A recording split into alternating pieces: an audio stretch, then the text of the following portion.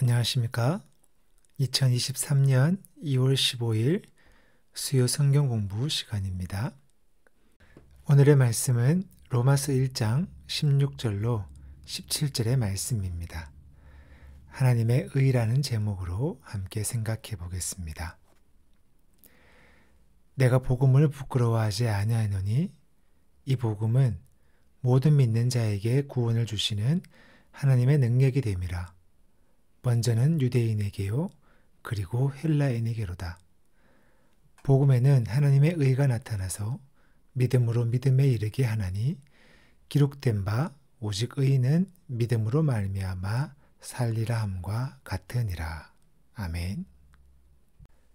로마서 1장 16절로 17절은 로마서의 주제라고 해도 과언이 아닙니다. 그 주제는 하나님의 능력인 복음, 바꿔 말하면 복음은 하나님의 능력입니다.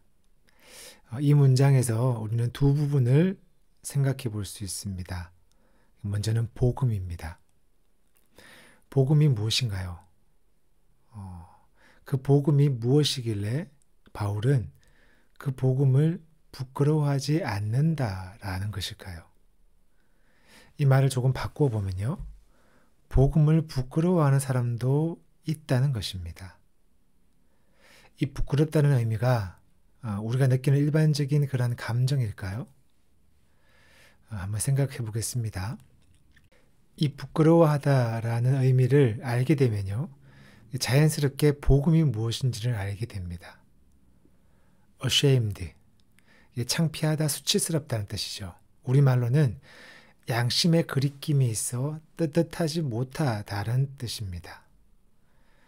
혹시 자신이나 여러분 주변 사람 아니면 어떤 일에 부끄러워해 본 적이 있습니까? 있었다면 어땠나요? 그런 일이 있을 때는요, 우리는 고개를 못 든다라고 이렇게 표현합니다. 이 말에는 내가 혹시 그가 아니면 그 일이 나와 상관이 없었으면 좋겠다라는 생각일 겁니다. 이처럼 부끄럽다의 의미에는요, 내 마음이 그것과 상관없다라는 뜻일 겁니다. 그렇다면 오늘 바울이 말하는 부끄러워하지 않는다라는 이 말은요, 그것이 내 마음과 상관이 있다라는 뜻이겠죠.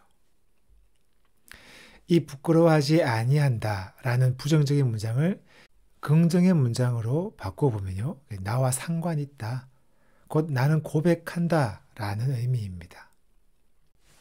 지금의 바울의 긍정적인 모습, 그죠? 복음이 나와 상관이 있다, 나는 고백한다라는 것을 보았을 때 이전의 바울, 그죠? 회심 이전의 바울에게 헬라어 에파이스키노마이, 곧 부끄러움이 있었다라는 말입니다. 그와 상관없고 그의 마음에 두지 못하는 그 무엇이 있었다라는 것입니다. 그것은 우리가 잘 아는 대로 예수입니다. 다른 말로 한다면 바울이 마음에 두지 못한 예수가 곧 복음이라는 말입니다. 바울은 아버지로부터 사울이라는 이름을 받았습니다. 그의 아버지는 사울이 이스라엘 초대 왕 사울처럼 위대한 인물이 되기를 바랬을 것입니다.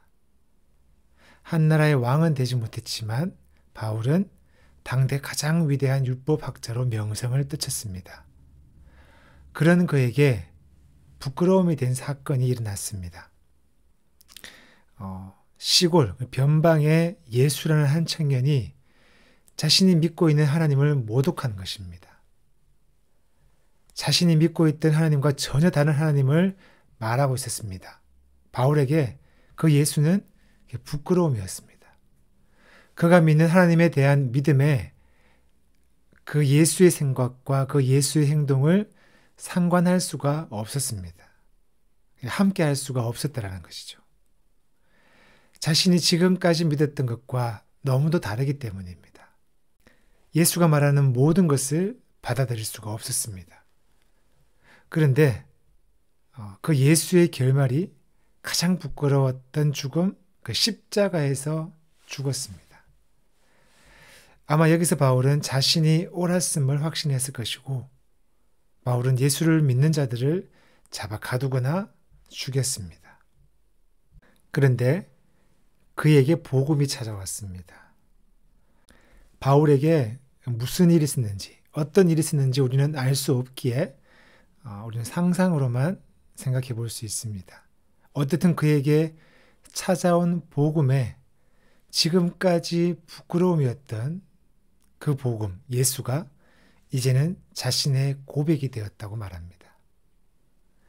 이제는 그의 모든 생각과 삶이 자신의 모든 생각과 삶에 상관하게 되어 버렸습니다. 그 사실을 우리 지난번에 읽었던 1절에서 바울은 말합니다. 부르심을 받아.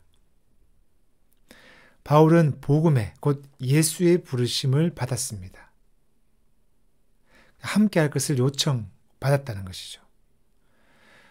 중요한 것은요, 이 부르심에는 선택이 있습니다. 둘 중 곧 내 삶이 부끄러움이냐 부끄러움이 아니냐 양자택일을 하라는 것이죠. 둘 중 하나를 선택해야 합니다. 바울은 선택했습니다. 예수 그리스도의 종 바울, 이렇게 말합니다. 저와 여러분에게도 그 부르심이 있습니다. 그렇다면 저와 여러분도 양자택일을 해야 합니다. 나를 부르신 그 복음을 부끄러워하느냐, 부끄러워하지 않느냐, 곧 예수와 함께하는 삶을 살 것인가, 아니면 스스로 자신의 삶의 주인이 될 것인가. 우리가 꼭 기억해야 할 것은요, 우리는 양다리 걸침의 존재가 아니라는 것입니다. 어느 하나를 우리는 선택해야 합니다. 우리의 자리를 잠시 생각해 볼까요? 어떻습니까? 예수를 믿는 것에 부끄러움을 느낀 적이 있나요? 아니면 바울처럼 예수가 나의 삶에 상관이 있나요? 바울이 빌립보서 2장에서 이렇게 말합니다. 2장 12절입니다. 항상 복종하여 두렵고 떨림으로 너희 구원을 이루라. 너희 구원을 이루라. 어떻게요? 항상 복종하여 두렵고 떨림으로. 양다리가 아니라 온 힘을 다하여 오직 예수와 상관 있는 자로 살라라는 그러한 권면입니다. 바울이 말하는 복음이 무엇인지 자연스럽게 알게 되었습니다. 복음은 곧 예수입니다. 바울에게 복음이 도대체 무엇이길래, 다른 말로 예수가 무엇이길래 더 이상 그에게 부끄러움이 아니라 그의 고백이 되었을까요? 여기서 우리가 두 번째로 생각해야 될 부분, 하나님의 능력입니다. 16절에 이어서 말합니다. 이 복음은 모든 믿는 자에게 구원을 주시는 하나님의 능력이라. 이 복음은 하나님의 능력입니다. 어떤 능력이냐면요, 구원을 주시는 능력이라고 합니다. 이 부분을 칼바르트는 복음은 문짝이 아니라 그것을 지탱하는 추축이다.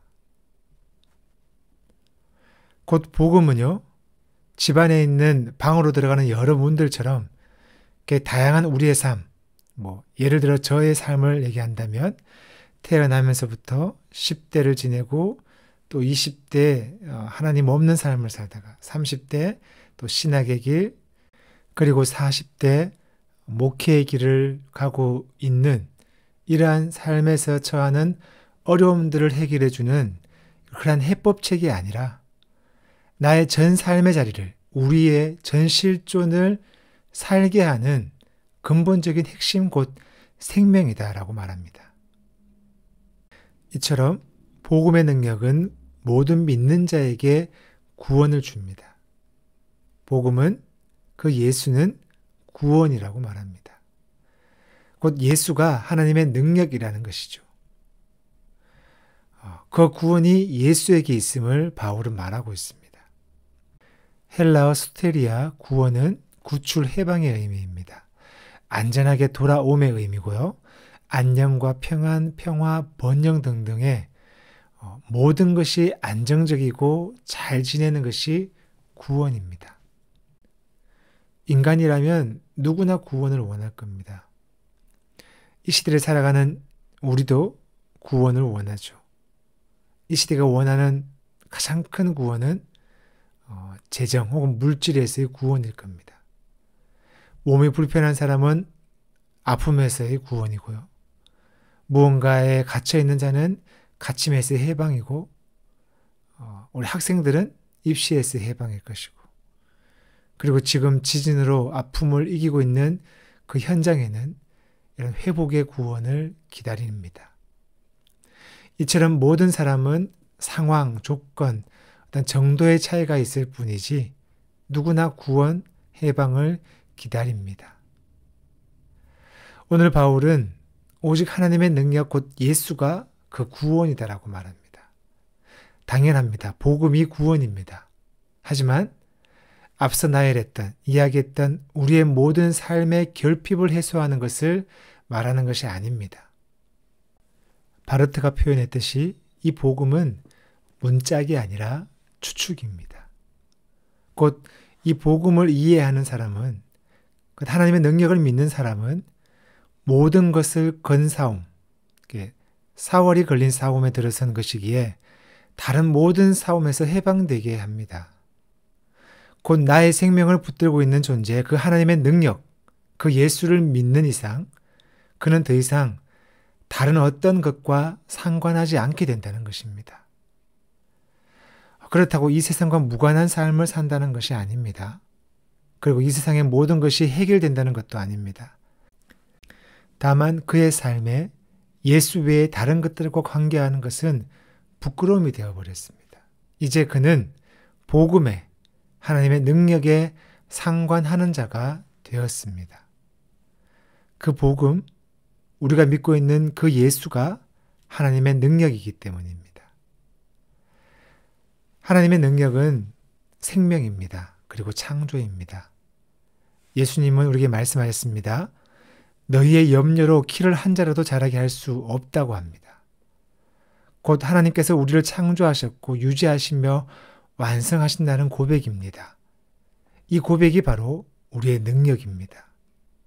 우리의 능력은 믿는 것입니다. 믿을 수 있는 능력을 가지게 되는 것입니다.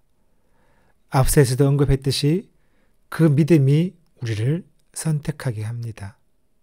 복음을, 하나님의 능력을 선택하게 합니다. 그 선택의 능력이 곧 하나님의 능력입니다. 17절에서 바울은 그 복음, 그 하나님의 능력에 하나님의 의가 나타났다고 합니다. 의, 헬라어로 체데크, 올바름, 공정함, 의로움입니다. 그리고 간혹 헤세드로 사용됩니다. 선함, 친절함, 긍휼의 의미입니다. 헬라어로는 디카이오시네, 의로움, 의입니다. 이 사전적 의미로 조금 더 풀어보면 이 의는 넓은 의미로 그의 의무를 이행하는 자의 상태, 곧 하나님께 받아들여질 수 있는 조건입니다. 곧 복음, 예수에게서 우리가 하나님의 일을 행할 수 있는 상태가 된다는 것입니다. 우리가 예수로 인해 하나님께 받아들여질 수 있는 상태가 된다는 것입니다. 그 상태가 믿음입니다. 곧 믿음은 우리의 능력이 아니라 하나님의 능력, 복음, 예수로부터 주어지는 것입니다. 하나님은 복음 안에서 우리에게 하나님의 자기의, 하나님의 자기 구원, 하나님의 자기 긍정을 허락하십니다. 우리는 이 하나님의 자기 긍정을, 그 하나님의 자기 의를 겸허히 받아들이는 경외심, 거룩함, 지난주 칼바르트의 표현을 따르면 빈 공간이 되려는 의지, 곧 함께 채우는 그 믿음이 필요합니다. 루트 주석은 하나님을 신뢰하는 자세로 남김없이 하나님의 행위에 스스로를 개방하는 것, 곧 믿음이 하나님의 은혜가 작동하도록 하기 위하여 인간 편에서 취해야 할 유일한 전제이다 라고 말합니다. 바울이 17절에서 명확하게 말하고 있습니다. 오직 의인은 믿음으로 말미암아 살리라. 유진 피터슨의 메시지는 이렇게 번역합니다. 하나님을 신뢰함으로 하나님 앞에 바로 세워진 사람은 참으로 살 것이다. 바르트의 표현으로 마무리하겠습니다. 하나님의 신실하심이 인간의 믿음과 만나는 곳, 거기서 그분의 의의가 밝혀진다. 거기서 의인은 살게 될 것이다. 아멘.